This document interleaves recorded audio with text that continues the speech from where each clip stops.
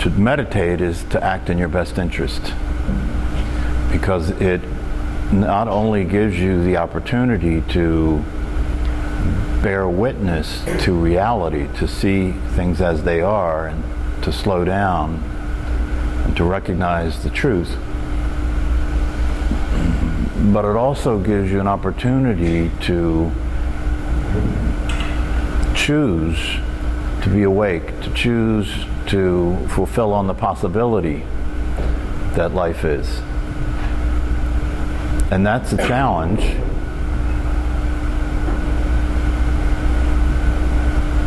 So everything that you do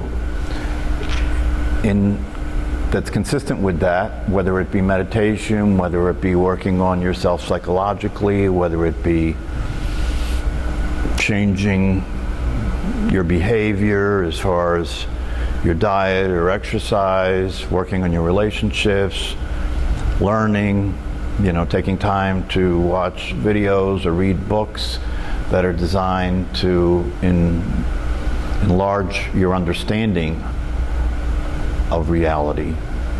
All of that is in line with your interest in fulfilling the possibility that life is. Because before meditation and before you hear about this possibility that comes from the teachings associated with meditation, you just got what you got. You've got the life that you're living, you've got the regular everyday reality that everybody considers to be the only reality. And in that reality there's prescription medication, constant distraction, constant conflict, constant preoccupation, constant moving and changing and coping and struggling. And one of the things about meditation is that it allows you to be aware of that which doesn't change, that which doesn't move.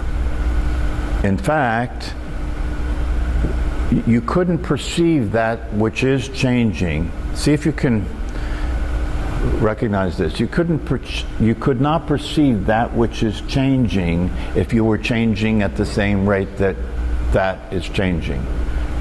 This is the theory of relativity that Einstein discovered. And what it basically means is that the thing that has our perception be what it is light. The light coming into your eye and going to your brain is what's carrying the information about perception, yes? Right? And what Einstein said is that so therefore the speed of that light, right? The speed of that light determines the rate in which things change. Does that make sense? Right? Light coming in through your eye to your brain is what allows you to perceive change. And the speed of that light determines the rate of that change. And we know that light is the speed of light, right? The speed of light. See if you can follow me here. If you and I were moving at the same speed that light moves, right? Nothing would change. That sounds hard to understand, right, from a mental standpoint, but if you just understand the logic of it, the speed of light, right, if you were moving at the same speed, then you wouldn't be able to see anything that's changing because you're moving at the same speed that the light is coming in, you see. And what Einstein said that this is actually the case. This is actually what relativity is, right? Therefore, our ability to perceive change is a function of the fact that you're not changing. Do you understand? If you were changing with everything else that's changing, you couldn't see any change. Like the speed of light. If you were traveling at the speed of light, you couldn't see any change. Therefore, when you meditate, you're actually taking the opportunity to recognize and be aware of and discover, if you're not aware of it, that the awareness that you are is that which is not changing, and it's because it's not changing that you're seeing everything change. Do you understand? It's because it's not changing that you can see everything that's changing. right? And when you're identified with what's changing, which is everything but awareness, right? When you're identified with what's changing, which is everything but awareness, right? Then the experience you're having of what's changing is different than when you're experiencing that which is not changing, which is aware of what is changing. Why? Because that which is not changing is not suffering that which is changing, right? That which is not changing, for example, doesn't get old, right? That which is not changing doesn't get old. But if you're identified with that which is changing, then you get old. That which is not changing does not have a beginning or an end. That which is not changing has no form or no shape. That which is changing has a beginning and an end, and has a form and a shape, and that's always changing, right? And so if you're identified with that which is changing, and because you're identified with that which is changing, you are part of what's changing. You're changing. It's changing and you're changing, right? Can you see how that would create a stress factor? Everything's changing, including the way my thoughts are changing, my feelings are changing, the world is changing, my body's changing, the weather's changing, everything's changing, right? And I'm changing, right? So where in all of this is there any stability? You see the situation itself is one in which there cannot be any stability. And so the attempts so then what happens is the attempts to try and have stability or consistency, right, become a function of somehow changing the effect of change. Changing the effect of change, somehow changing the effect of change. Oh, well, I'll just tranquilize myself, right? So I won't experience the effect of change. I won't experience the stress of the change. So I'll just. So the idea behind what I'm saying is simply that when you meditate, it becomes possible for you to experience stillness, to experience something that is consistent, something that is reliable, something that doesn't change, right? And to the extent that you do that consistently, that experience of that which is unchanging and reliable and stable begins to open up a possibility for you to have a different life. Because now you have something that's outside of what you thought existed, greater than what you thought existed, that offers a completely different experience.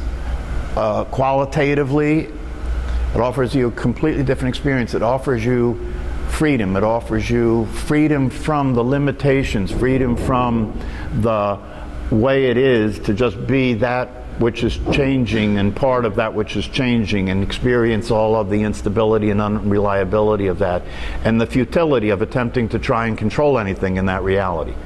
It's futile. You can't control anything in that reality.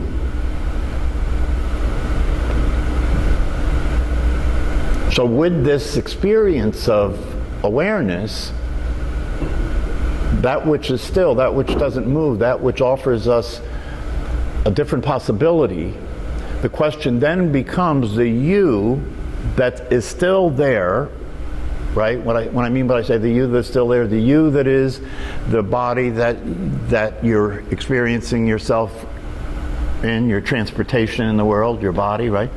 That's still there. The personality is still there in terms of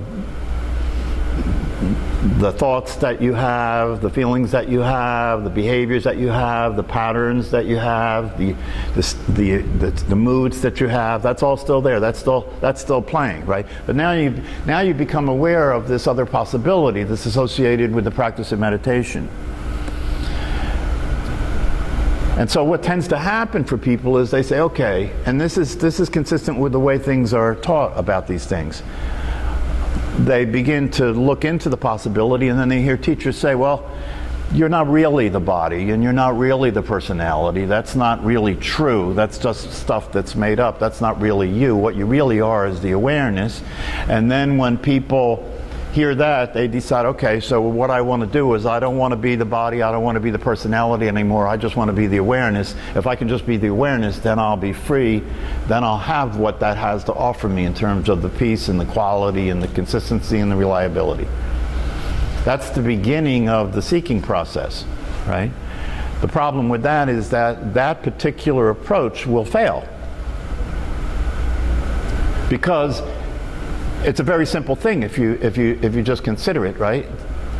If you could succeed in becoming the awareness instead of the personality and the body and everything, right? How would you be in the world? You got to remember now, the awareness has no form, has no shape, doesn't exist in time, doesn't have a body, is not a male or a female, has no history, right? How's that going to be in the world that has time and form and history and shape? How's that going to be in that world? Can't be. Can't be. And yet, even though, if you stop and look at it, you know, it's pretty obvious that can't happen. People, seekers, still spend their time and their money and their life trying to be the awareness, right? They go to gurus and they meditate more, right? And they're trying to stop identifying with the body and the personality and all that and just be the awareness.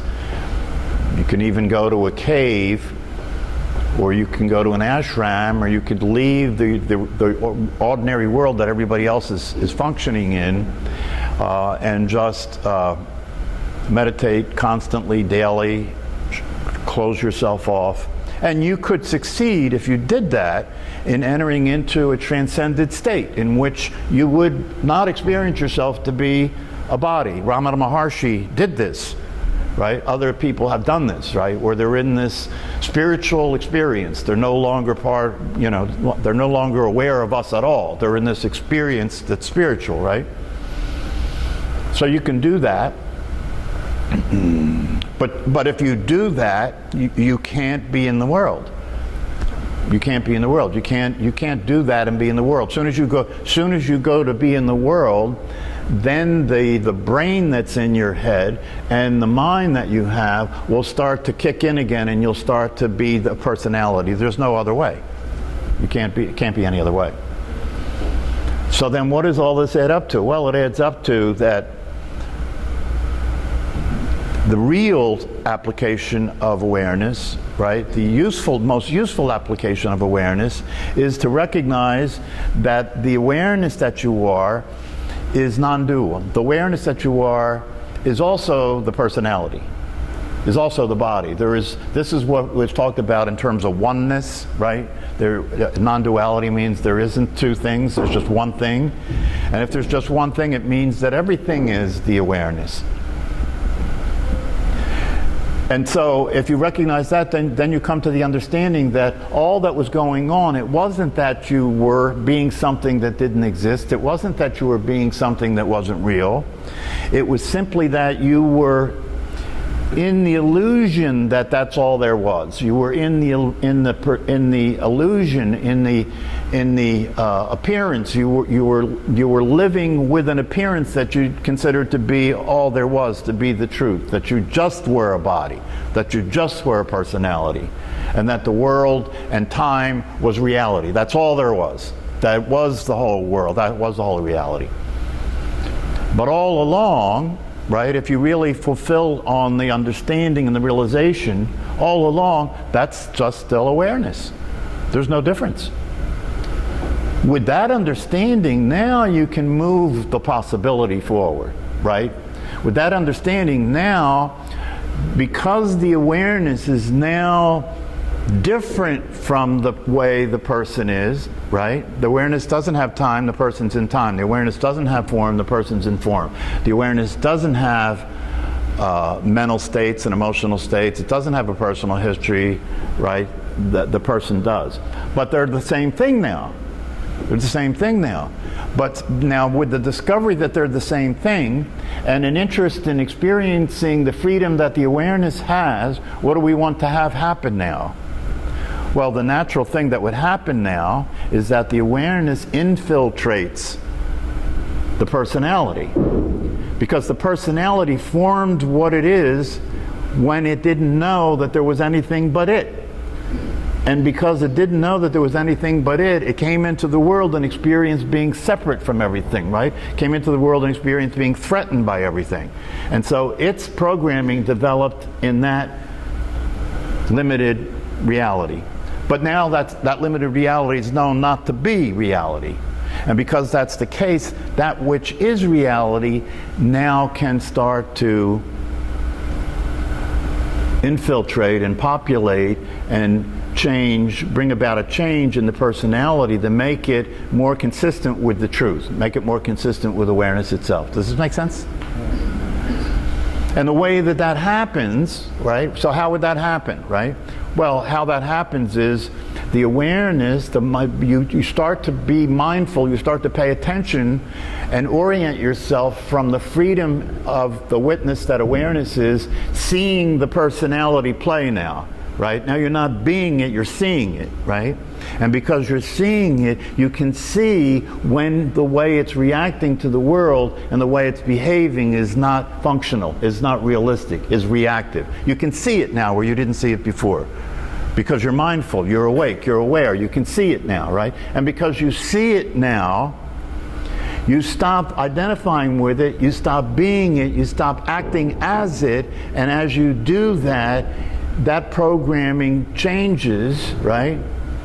And you're rewiring your brain, and your behavior's changing, and your experience is changing, your perception's changing, you're becoming less reactive, less stressed, right?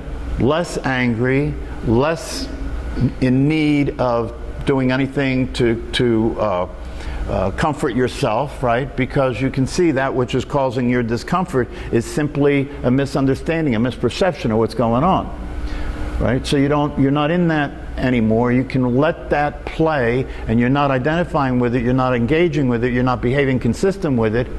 And because that happens, it begins to lose its reality. It starts to die out. Why? Because you're not feeding it.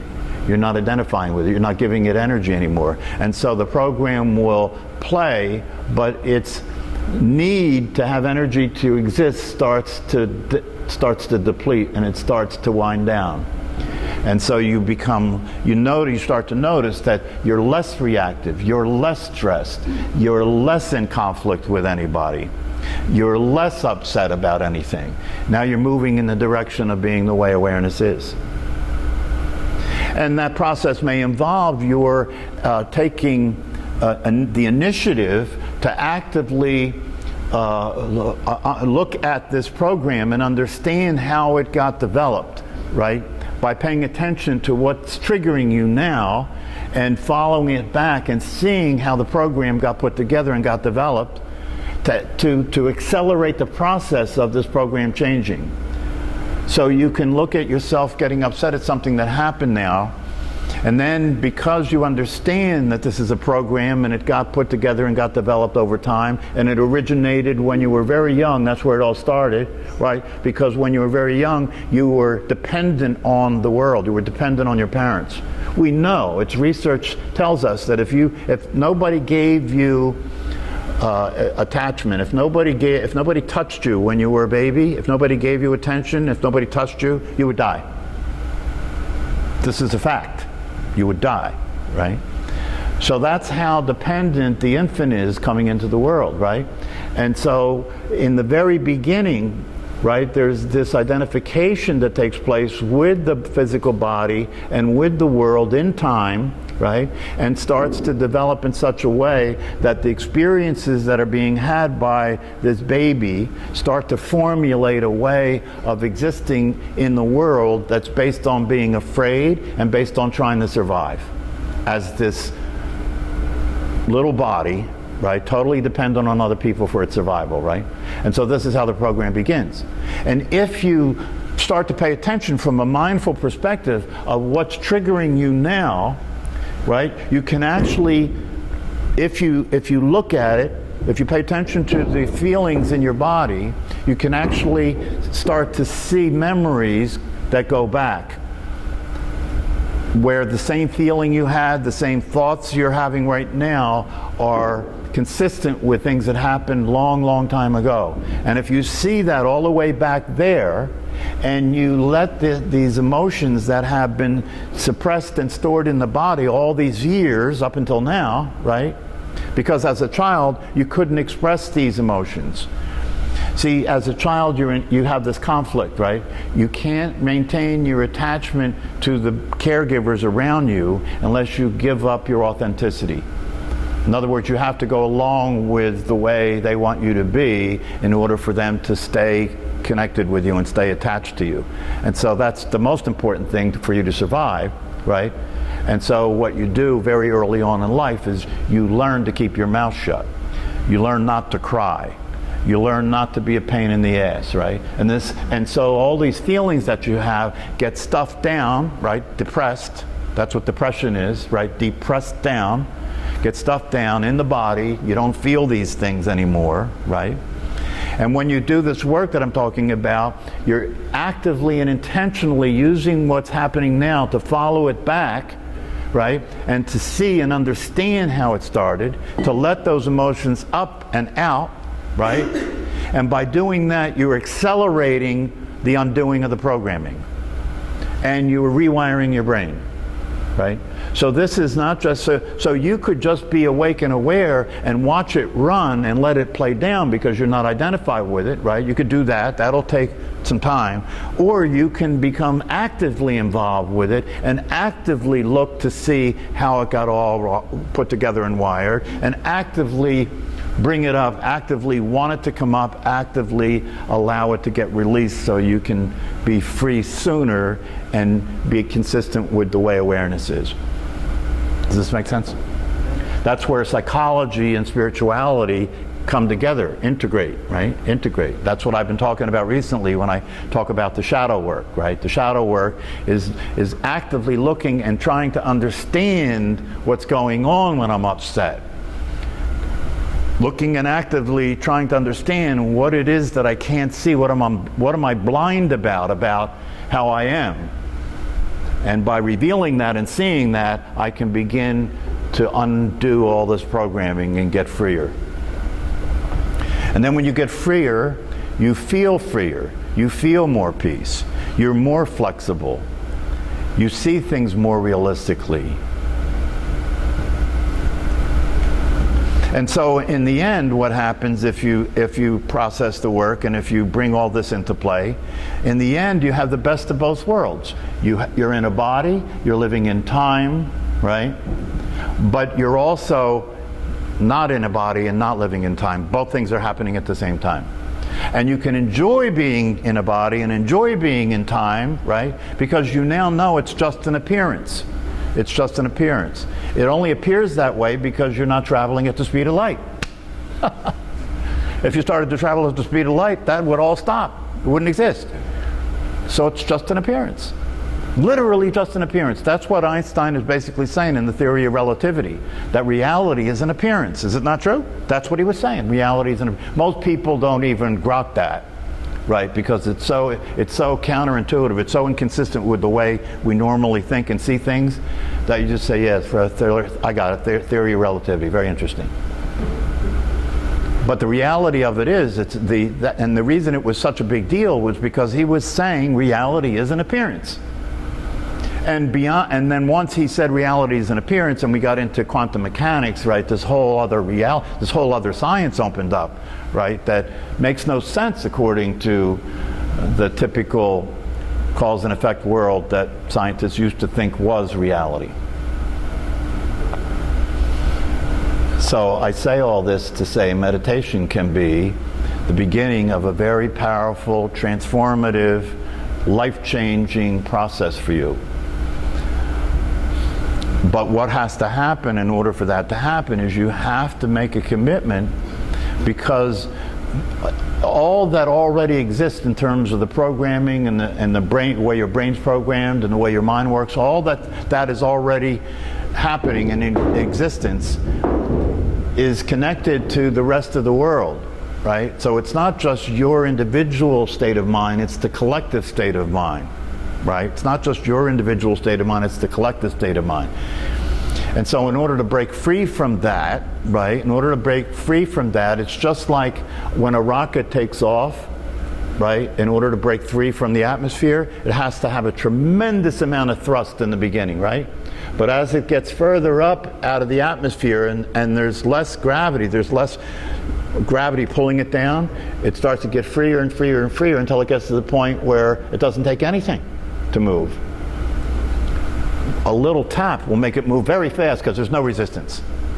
The exact same thing is true about the process of self-realization and waking up. In the beginning, right? In the beginning, you're carrying all the load and the weight and the programming that you inherited, not just from your life, but from everybody that came before you, and not just from your individual life, but from the collective life of humanity itself.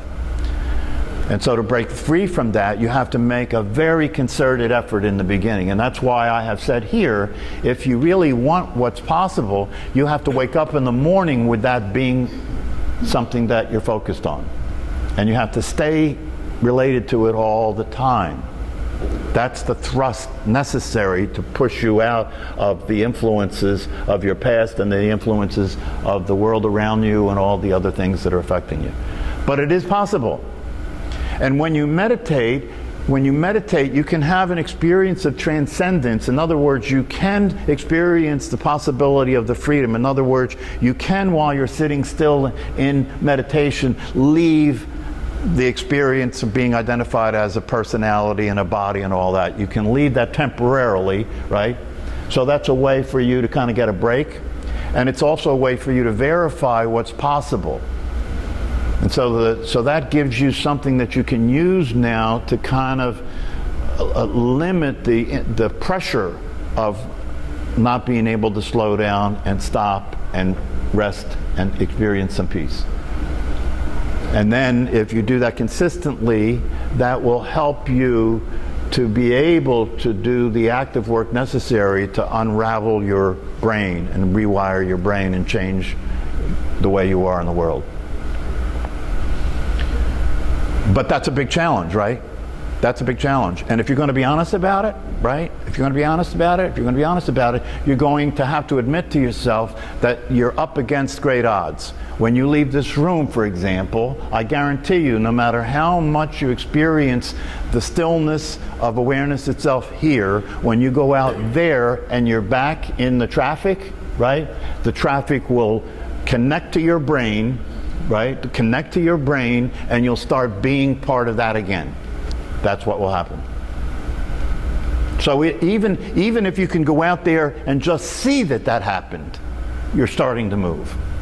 If you can just see that it's happening, you're starting to move. And if you can just see that it's happening at critical points, for example, when you're in conflict with the people you love, or you're in conflict with your own mind, right? If you can see that it's happening at a critical time like that, and you can see the difference it makes in terms of you're no longer compelled to behave in a particular way. You're no longer compelled to say that angry thing that's going to create suffering and upset for you and the other person. If you can just see that it's happening and begin to inhibit your tendencies to be stupid. If you can just see that it's happening and begin to inhibit your tendencies to be self-destructive, inhibit your tendencies to hurt yourself. If you can just see that it's happening and know that you really don't have to light that cigarette, you don't really have to eat that chocolate cake, you can tolerate the experience of it. If you can see the truth and see that that's the case, it begins to be a foot in the door for you. You begin to realize, I can move forward here. But you have to be able to be consistent. You have to start to increase the application of mindfulness. That it's no longer just about waking up in the middle of conflict with somebody so I don't create more suffering, right? It's no longer just about that. Now it becomes more that you're actually aware and mindful of subtle anxiety. Subtle anxiety, where you wake up in the morning, right? You wake up in the morning and you get in your car and you're on the way to work. And if you're paying attention, you're mindful, you can notice there's this concern that you have. There's this anxiety that you have about the day, right? Subtle, right? But now you're seeing it. You never saw it before. Now you're seeing it. And because you're seeing it and you don't want to have that be something that you carry, right? You look at it and say, is there any reason why I need to be anxious right now? And you see reality, you see no. And because you see that and you're aware of the anxiety and you're feeling it in your body, right? It'll drop. Because you're no longer identifying with it, you're no longer relating to it like it has any meaning. It'll just stop.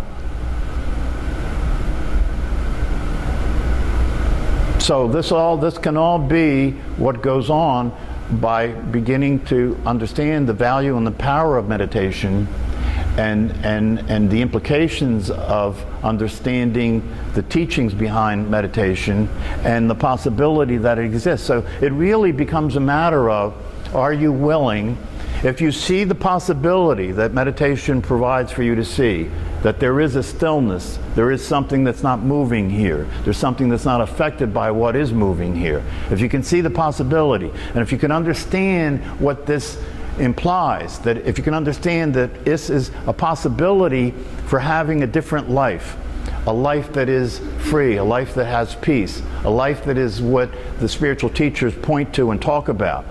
If you can see that that's actually possible for you, and you don't have to go to India, you don't have to have a guru, you don't have to spend a fortune, right? You don't have to put on a robe, right? And give vows at a monk. You don't have to do any of that. You can just continue to be who you are and understand the possibilities available to you in your life. And then the question is, are you going to be able to act consistent with what you know? That's the challenge. Are you going to be able to act consistent with what you know? Or are you going to continue to fall into the same patterns, right? Continue to go unconscious, continue to think and to be thinking the thoughts that you think and not know you're thinking, which is mindless, which is unconscious? Or are you going to take a stand for the possibility? That's what it involves, taking a stand. You know, taking a stand, that I am, and I can tell you that I did this in my life, even before I totally understood the possibility. Very early on in my life, without even understanding the possibility, I realized, wait a minute. I'm not physically handicapped. I am not mentally limited. And so and this is the realization I had early on in my life, and so no matter what my family's like, because my family was insane, no matter how I feel about myself, which was given by the environment that I was in, I am going to never give up on realizing what's possible for me in this life. Somehow, early on in my life, I made that commitment, right? And it got me a long way in terms of what I was able to accomplish because of my attitude about everything, right? But then the time came when I realized that everything I accomplished because of my attitude about everything didn't really mean anything unless I actually discovered that I didn't need to do any of that to experience my value and my worth and to love myself and to be happy. And so then that becomes the next phase, you know, that of maturity, of growing up and waking up. So I hope that when you guys come to this class that you take the opportunity, especially when you're meditating, to understand what this is a window to, what this is showing you, what this is making available to you. It's not just about stress reduction. And I hope that you realize it doesn't matter, you see, because it doesn't matter how old you are, it doesn't matter what's happened, none of that matters in reality. None of it matters, right? Because if you wake up and you realize the truth about yourself, there is no time. There is no time. And so it doesn't matter how old you are, because you start to experience timelessness. In other words, you start to experience that the present moment is life. The present moment is reality. That's all there really is. And if you're present for that, and if you know who you are when you're present to that, that's it. That's it. And if you really get the possibility, there can't be, see, this is the deal, if you really get the possibility, there can't be anything more important. There can't be anything more important.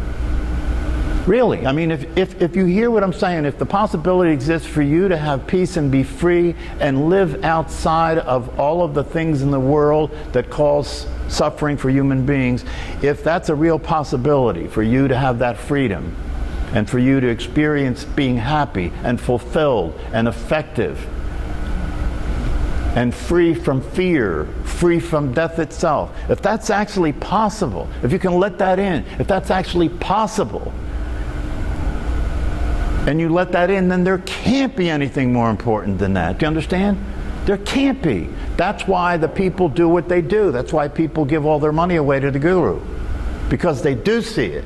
And they see there is no amount of money that's more important than that. There is nothing more important than that. If I have to go to India, I'll go tomorrow. If I have to give all my belongings away, I'll give all my belongings away. You know, when Ramdas met his guru. Ramdas, if you don't know the story, it's Timothy Leary and Richard Alberts. They took LSD back in the 60s, got in a lot of trouble, and then they realized LSD wasn't the answer, and Ramdas went to India and found this guru. And when he first met the guru, he was still a psychologist from the United States, and he went there in the hope that maybe he could find somebody that was actually free and transcended this world that we live in, the way he experienced LSD. But he was still, skeptical, and when he first met the guru, the guru was laying on the ground, and he went over to, and the guide that brought him to meet the guru bowed to the guru and all this, and Ramdas just stood there. He wasn't bowing to anybody. He was still skeptical. But then the guru called him over and said last night, on the way to meet the guru, they stayed overnight in their travels, and the guru said to him, last night you were out there looking at the stars thinking about your mother because your mother's sick, which happened. And then he goes, oh wow, this is outside of the reality that I'm familiar with. How could this be? And then he realized that this person was experiencing timelessness. He could see what happened and what was going to happen. And when he realized that, then he bowed. Then he bowed.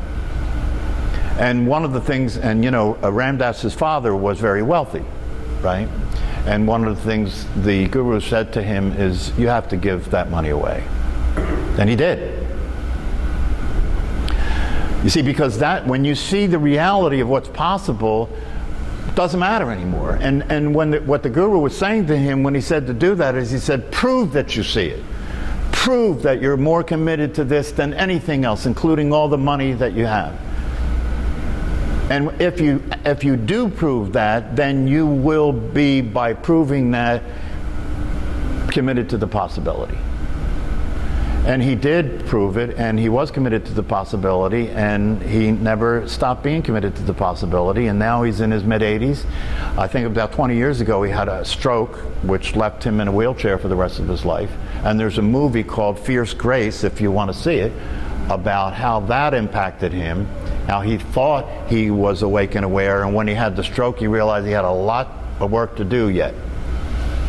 And now recently he's talking about his own death. He's in his mid-80s, and he's talking about how happy he is and how free he is and how ready he is to die. So these are the kinds of things you get interested in if you realize this possibility is true. Because you're going to need to review the evidence to convince your mind to stop being crazy. All right, any questions before I send you back into hell?